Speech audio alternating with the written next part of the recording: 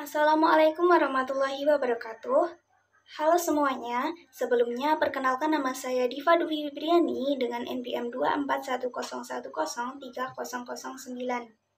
Pada video kali ini, saya ingin membagikan pengalaman luar biasa dalam belajar mengenai kepemimpinan khususnya dari sosok inspiratif yang saat ini memimpin PAC IPPNU Kecamatan Grabak, yaitu Kak Furaida. Beliau menceritakan bagaimana awal perjalanan organisasinya dimulai dari ajakan teman hingga akhirnya dipercaya menjadi ketua.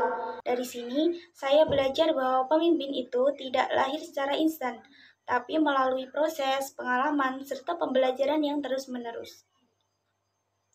Ketika mendengar kata pemimpin, banyak dari kita yang membayangkan sosok yang berdiri di depan, memberi arahan, mengatur segalanya. Tapi setelah kami melakukan wawancara dengan beliau, saya sadar bahwa pemimpin bukan sekedar posisi atau jabatan, tapi tentang keteladanan, tanggung jawab, dan kemampuan merangkul semua orang di sekitarnya. Saya mendapatkan banyak sekali insight dan nilai penting tentang bagaimana seorang pemimpin seharusnya bersikap dan berperan. Kak Furaida, yang memimpin organisasi pelajar NU di tingkat kecamatan, menunjukkan kepada saya bahwa pemimpin masa depan perlu demokratis dan transformasional. Demokratis karena beliau memberikan ruang kepada anggotanya untuk menyampaikan pendapat, merasa dilibatkan dan dihargai. Transformasional karena ia menginspirasi, memotivasi, dan berani membawa perubahan meski dari hal kecil. Menurut saya, pemimpin masa depan harus mampu membaca situasi dan menyesuaikan pendekatan. Tidak semua anggota tim punya karakter yang sama, dan itulah tantangannya. Seperti yang disampaikan Kak Furaida, dalam IPPNU, para kadernya berasal dari latar belakang yang berbeda. Ada yang masih sekolah, kuliah, bahkan bekerja. Namun, ia tetap mampu menjaga semangat kebersamaan dengan pendekatan yang fleksibel dan membangun komunikasi yang erat. Dari wawancara itu, saya juga memahami bahwa pemimpin masa depan tidak bisa bekerja sendiri. Pemimpin harus punya kemampuan membangun tim yang solid. Kepemimpinan memberi kepercayaan dan menciptakan ruang untuk berkembang bersama. Kak Furaida memberi contoh bagaimana ia memberikan apresiasi kecil kepada para kader seperti saat ada yang lulus atau berhasil dalam sebuah tugas. Hal-hal sederhana seperti ini justru membangun ikatan emosional dan motivasi dalam organisasi. Lebih dari itu, pemimpin masa depan juga harus punya nilai spiritual dan integritas.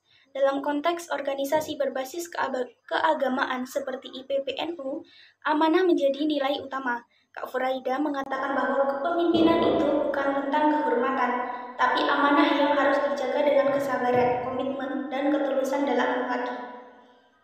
Saya sangat terinspirasi ketika ia mengatakan bahwa membina kader bukan tugas sesaat, tapi investasi jangka panjang untuk bangsa dan agama. Dari sini saya sadar, pemimpin masa depan bukan hanya dituntut untuk pintar, tapi juga mau belajar, mendengar, dan bertumbuh bersama timnya. Dalam era yang serba cepat ini, saya percaya pemimpin masa depan harus terbuka dengan inovasi, teknologi, dan kolaborasi lintas sektor.